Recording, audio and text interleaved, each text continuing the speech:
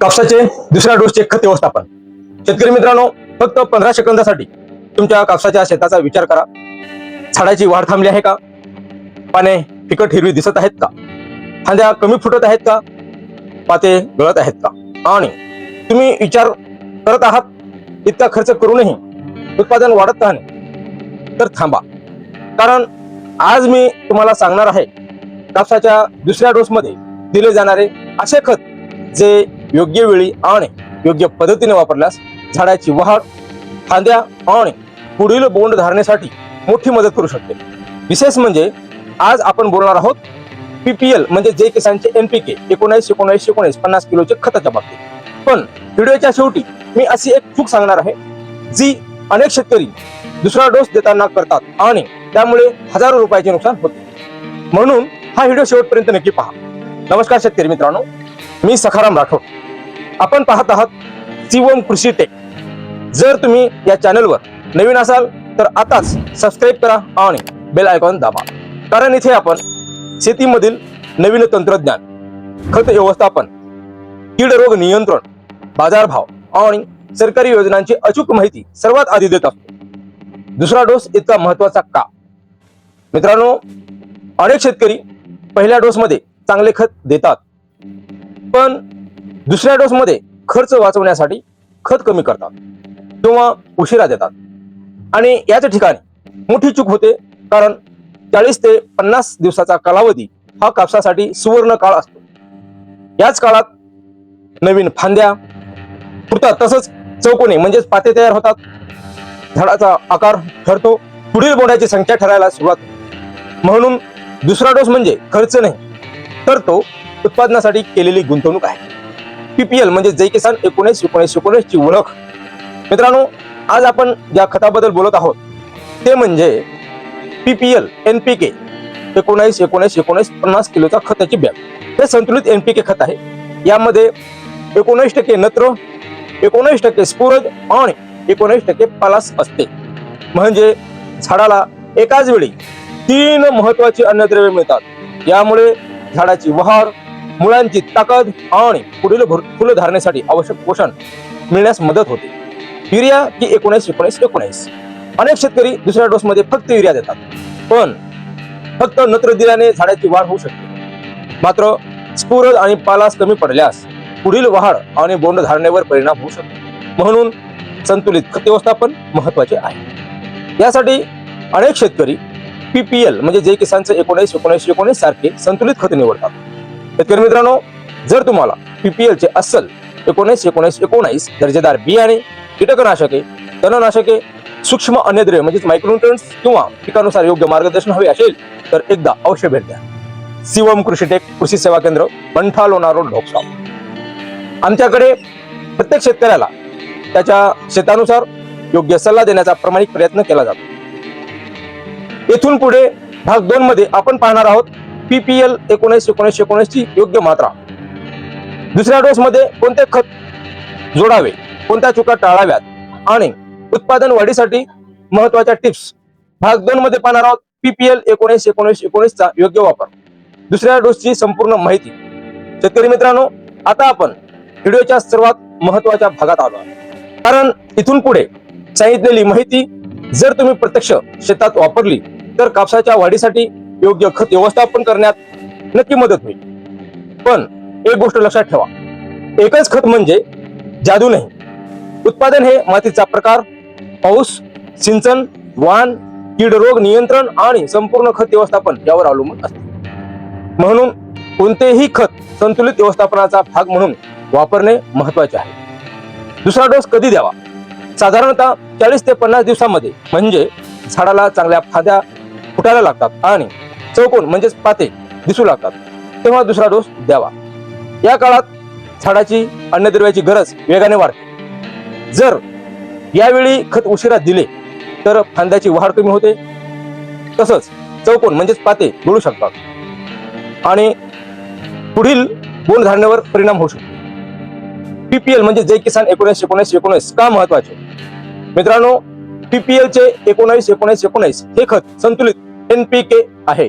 यामध्ये नत्र, स्फुरद आणि पालास तिन्ही अन्नद्रव्य संतुलित प्रमाणात असल्यामुळे झाडाला एकाच वेळी आवश्यक पोषण मिळण्यास मदत होते. यामुळे नवीन फांद्याची वाढ सुधारते, मुळांची कार्यक्षमता टिकून राहते, झाडाची दमदार वाढ होण्यास मदत होते, पुढील फुलधारणा आणि बोंड धारणेसाठी पीक सक्षम बनते. खत कसे टाकावे? शेतकरी मित्रांनो, खत झाडाच्या खोडाला चिटकवून टाकू नका. झाडापासून थोड्या अंतरावर म्हणजेच मुळाच्या सक्रिय भागात खत द्या. त्यानंतर हलकी कोळपणी किंवा मातीत चढवा. शक्य असल्यास पाऊस किंवा हलके सिंचन मिळेल अशा वेळी खत द्या. दुसऱ्या डोस मध्ये फक्त 19-19-19 पुरेसे आहे का, हा प्रश्न अनेक शेतकरी विचारतात. उत्तर आहे, ते तुमच्या शेताच्या परिस्थितीवर अवलंबून आहे. जर पहिल्या डोस मध्ये खत योग्य प्रमाणात दिले असेल आणि पीक चांगल्या अवस्थेत असेल तर 19-19-19 हा दुसऱ्या डोस मधील महत्वाचा भाग ठरू शकतो. जर पानावर सूक्ष्म अन्नद्रव्याची कमतरतेची लक्षणे दिसत असतील तर तज्ज्ञाच्या सल्ल्याने त्याची भर घालावी. दुसऱ्या डोस मध्ये शेतकरी करतात त्या 5 मोठ्या चुका.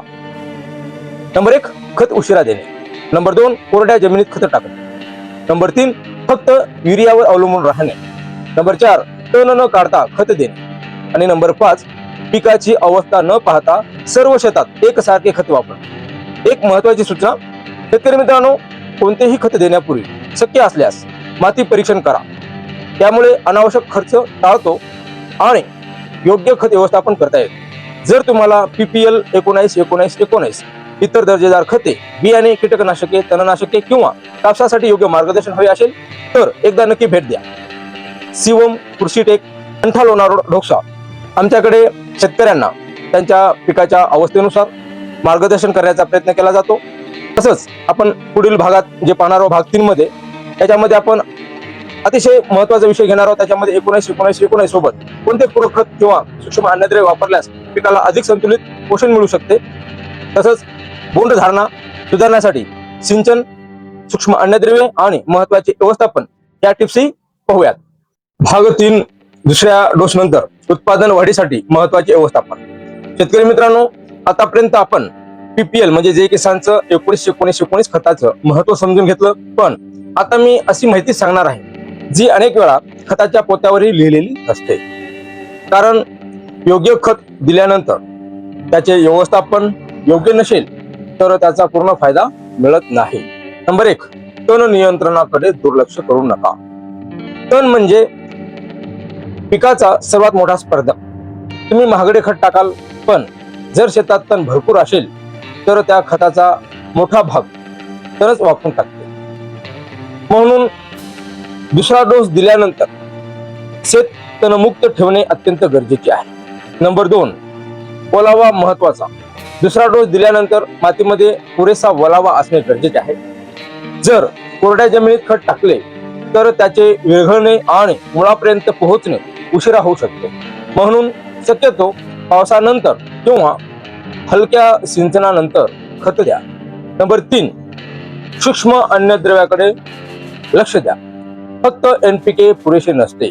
जर पानावर पिवळेपणा, शिरा हिरव्या आणि पान पिवळे किंवा वाढ फुटल्यांची लक्षणे दिसत असतील तर झिंक, बोरॉन, मॅग्नेशियम किंवा इतर सूक्ष्म अन्नद्रव्याची कमतरता असू शकते. अशा वेळी तज्ज्ञांच्या सल्ल्याने योग्य सूक्ष्म अन्नद्रव्याचा वापर करा. नंबर 4, कीड आणि रोग नियंत्रण. जर रस शोषक किडींचा प्रादुर्भाव असेल तर खताचा अपेक्षित फायदा कमी होऊ शकतो. म्हणून नियमित शेताची पाहणी करा. गरज असल्यास शिफारसीनुसार कीड व रोग नियंत्रण करा. नंबर 5, पिकाचे निरीक्षण. खत टाकून काम संपत नाही. दुसऱ्या डोस नंतर 7 ते 10 दिवसांनी नवीन वाढ झाली का, फांद्या वाढल्यात का, पाने गर्द हिरवी झाली का, चौकोन म्हणजेच पाते टिकून आहेत का, हे निरीक्षण करा. यावरून पुढील व्यवस्थापन ठरवता येते.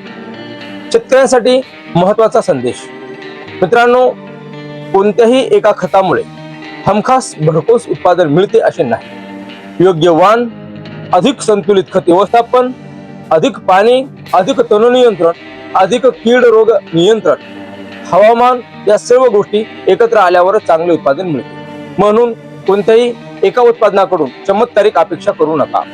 जर तुम्हाला PPL 19-19-19 दर्जेदार खते, बियाणे, कीटकनाशके, तणनाशके सूक्ष्म अन्नद्रव्ये किंवा तुमच्या शेतानुसार योग्य सल्ला हवा असेल तर एकदा नक्की भेट द्या. शिवम कृषी टेक कृषी सेवा केंद्र, मंठा लोणार रोड, ढोकसा.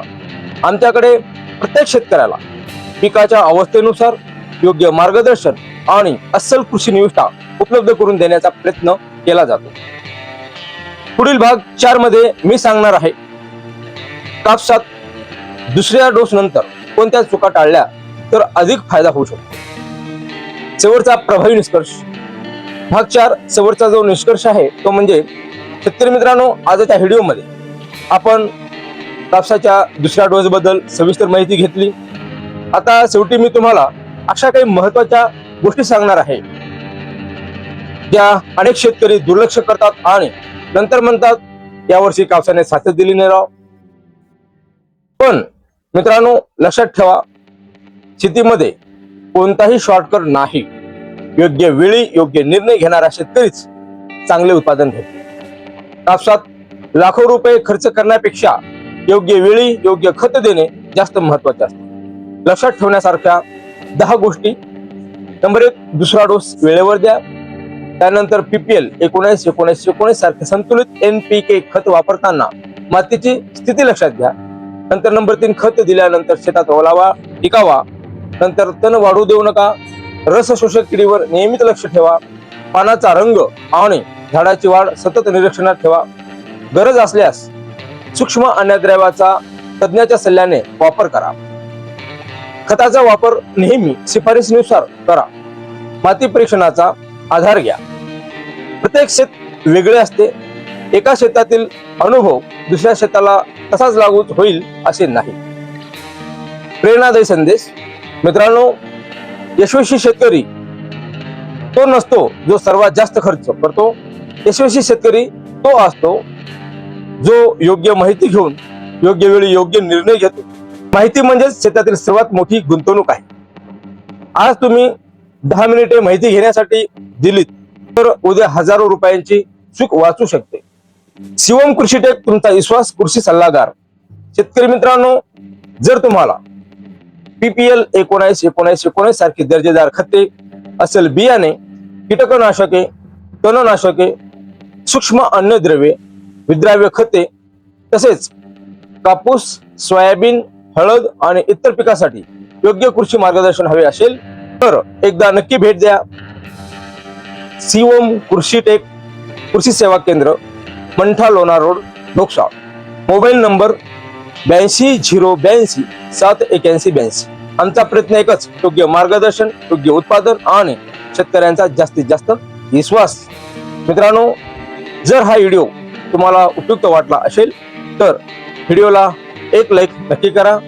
कारण तुमचा एक लाईक आम्हाला अजून चांगले कृषीविषयक व्हिडिओ बनवण्याची प्रेरणा देतो. हा व्हिडिओ तुमच्या शेतकरी मित्रांना आणि व्हॉट्सअप ग्रुपमध्ये नक्की शेअर करा. आणि अजूनही शिवम कृषी टेक या YouTube चॅनलला सबस्क्राईब केला नसेल तर आताच सबस्क्राईब करा आणि बेल आयकॉन दाबायला विसरू नका. कारण पुढच्या व्हिडिओमध्ये आपण पाहणार आहोत कापसातल्या तिसऱ्या डोसमध्ये कोणते खत दिल्यास बोंड धारणा चांगली राहते आणि कोणत्या चुका टाळल्या पाहिजेत.